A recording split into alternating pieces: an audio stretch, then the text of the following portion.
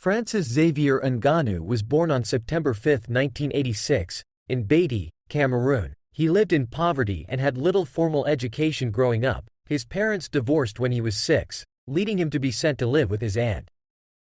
He got his first job at the age of 10 working in a sand quarry due to the family's lack of money. Ngannou was approached by several gangs in his village to join them. However, he refused, using his father's negative reputation as a street fighter to do something positive, leading him to pursue boxing. Despite his family's reservations, Ngannou began training in boxing at the age of 22. He later decided to train in Paris but was jailed for 2 months in Spain for illegally crossing the border. Upon reaching Paris, he was homeless, had no cash, and no friends. He later met Francis Carmont, who introduced him to Fernand Lopez and the MMA Factory. Fernand managed to persuade him to try MMA and allowed Francis to train and sleep at the gym at no cost. Lopez assured Ngannou that a faster way to the big show would be through mixed martial arts. Lopez was spot on with that assessment, as the Predator tore through his early competition with ease and was knocking on the door of the UFC just over 2 years after turning pro. With a movie-like journey from working the sand mines of Cameroon to achieving greatness in his field on the biggest of stages, Francis Ngannou has already lived through so many trials and tribulations, yet it feels like he's just getting started. Not listening to the critics along the way, the Predator has continuously bet big on himself, which has been a theme throughout his life. When Ngannou was rising through the ranks of the UFC, he was slotted on the undercards of average fight night cards, making pennies. Fast forward 7 years of hard work, and now he's headlining historic boxing events. It's been a wild ride for the humble giant. Let's take a look at how amazing it's been. How has been Francis Ngannou's journey to big fights? With no money to his name but a dream of generational wealth, Ngannou zeroed in with his focus to learning more than just the art of punching. The 6'4" fighter started to learn jiu-jitsu, wrestling and kickboxing as well to add more weapons to his ungodly punching power. France has a rich history of kickboxing, but as Ngannou would later decide, he must leave his newly beloved country to strengthen his grappling skills elsewhere. With all the power in the world, Ngannou, ironically, won his debut MMA fight in November 2013 with a submission finish. You can't make it up. He would lose his second ever pro fight though, but never looked back from that defeat, as he would string together 10 straight victories to catapult himself into the limelight. As Ngannou started to climb the rankings with his devastatingly great performances, he made it a personal goal to improve his English.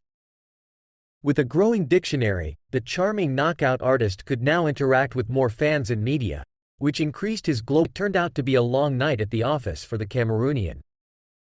Miocic was able to withstand the early power threat from Ngannou and turned the tides with his wrestling to secure a unanimous decision victory. Ngannou has admitted that he learned many valuable lessons from this loss.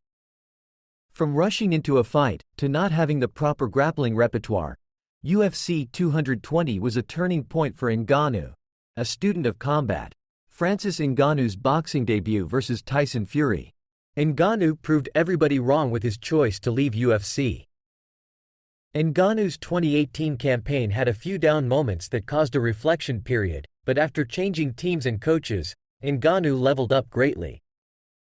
The heavy-handed heavyweight won the next 5 fights by knockout, which culminated in avenging his loss to Miocic at UFC 260.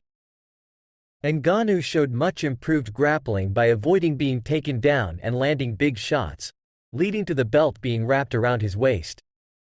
Ngannou's finished his UFC contract by handily beating former training partner Cyril Gane over 5 rounds at UFC 270. Ngannou wasn't only fighting a familiar face in the cage, but the coach of Gane, Fernand Lopez. It was a real-life movie for the former UFC heavyweight champion. Heading into his fight with Gane, the UFC and Ngannou were in heated negotiations, but ultimately, after his contract demands weren't met, the champ refused to re-sign to become a free agent. Ngannou had faith in himself and eventually landed with the PFL, who allowed him to jump into a boxing match against Tyson Fury.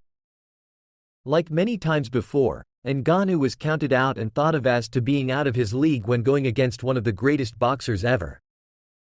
To everyone's surprise, Ngannou didn't just survive 10 rounds with Fury. He was able to drop the WBC champion with a scorching left hook. Though he wasn't able to win the battle on the judges' scorecards, Ngannou won the war and the respect of the entire boxing community with his performance. Fight earnings, purses, endorsements and sponsors. Francis Ngannou has become a big name in combat sports. Ngannou has shared the details of his PFL deal, where he has mentioned that he will be receiving 7-figure paydays.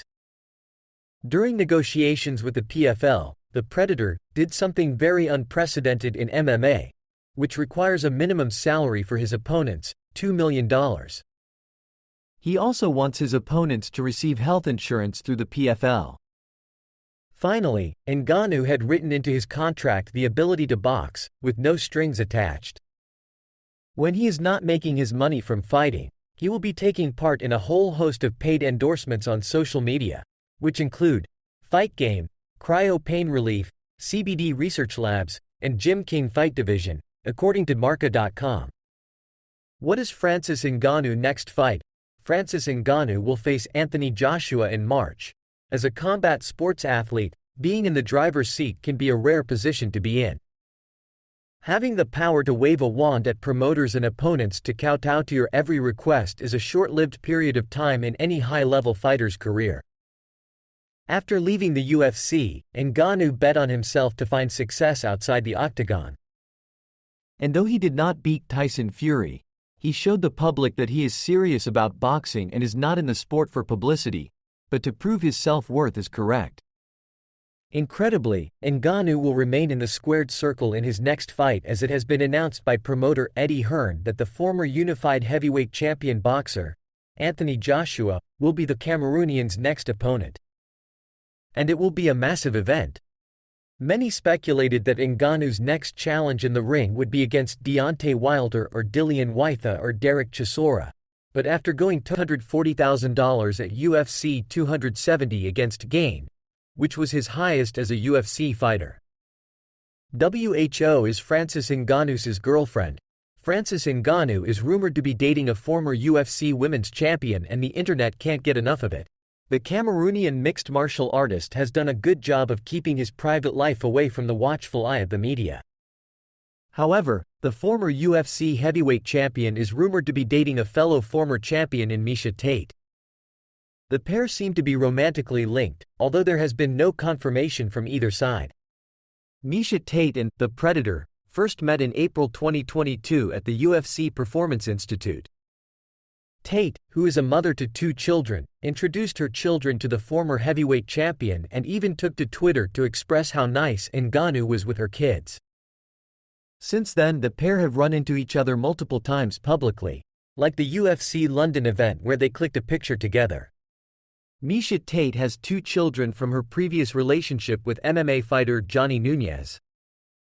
The pair have since separated, and Tate is currently preparing to make a comeback in the UFC after retiring from the sport earlier and then joining One Championship as vice president.